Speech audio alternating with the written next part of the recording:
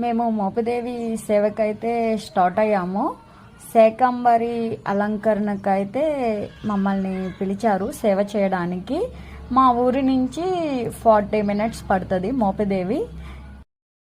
పెనుముడి bridge మీదుగా అయితే మోపిదేవి వెళ్తాము. లొకేషన్ అయితే సూపర్ ఉంటుంది, ఎప్పుడైనా వెళ్ళండి. పెనుముడి బ్రిడ్జి మీదకి అయితే చాలా బాగుంటుంది లొకేషను.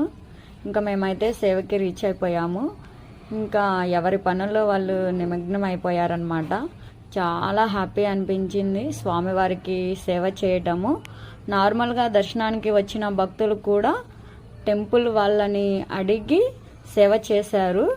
చాలా హ్యాపీ అనిపించింది. అసలు స్వామివారిని అయితే చాలా బాగా అలంకరించారు. ఇంకా లోపలున్న స్వామివారి విగ్రహానికి అమ్మవార్లకైతే కిస్మిసులతో దండలు అయితే ప్రిపేర్ చేశారు.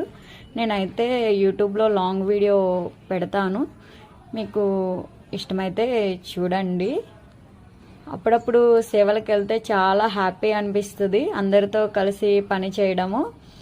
స్వామివారి ఫైనల్గా ఇలా అయితే రెడీ చేశారు. బయట ఉన్న స్వామివారిని అయితే